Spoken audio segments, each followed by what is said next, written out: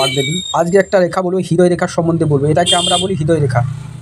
এই রেখাটাকে আমরা হৃদয় রেখা, হাতের মধ্যে হৃদয় রেখাটা খুব ইম্পর্টেন্ট জিনিস।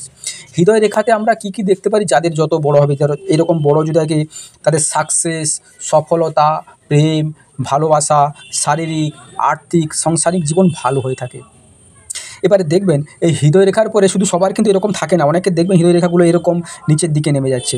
যাদের এরকম নিচের দিকে নেমে যাচ্ছে তাদের দেখবেন সাংসারিক দিক থেকে প্রবলেম হচ্ছে, পয়সা কড়ি ধরে রাখতে পারছে না, ফ্যামিলি মানে কি বলে এত করেও নাম পাচ্ছে না, প্রচুর প্রবলেমের সহিতে হচ্ছে।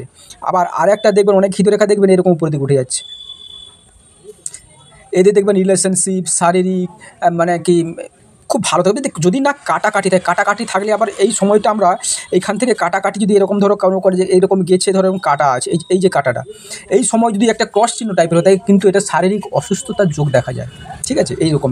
আবার কোনো জায়গায় জাতকে দেখবেন এরকম গিয়ে এখানে থেমে গেছে, দেখবেন এরা একটু খুব স্বার্থপর টাইপের হয়ে থাকে।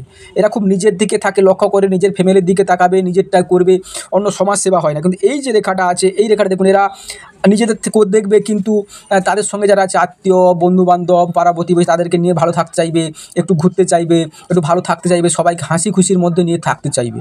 কিন্তু এরা পারে না, এর সঙ্গে অন্য হাতের রেখাগুলো দেখতে হয়। কিন্তু দেখা হলেও এই রেখাটা যদি আপনার না থাকে, তাহলে হৃদয়জনিত মানে আপনি যতই যান হৃদয়বান ব্যক্তি হলে এই যে এই রেখাটা, এই দেখুন কত বড়, এই যে এই রেখাটা দেখুন, এই যে রেখাটা অনেক চওড়া, কালো স্পট হয়ে আছে দেখুন। এই যতই যা করুন না জীবনে, ইনি কিন্তু হৃদয়জনিত ব্যথা পাবে, এবং উনি যতই করুন না কেন উনি সে তার মূল্য পাবে না। কারণ এই রেখা ভালো নয়। আমাদের চওড়া বা মোটা রেখা কিন্তু আমরা ভালো বলি না।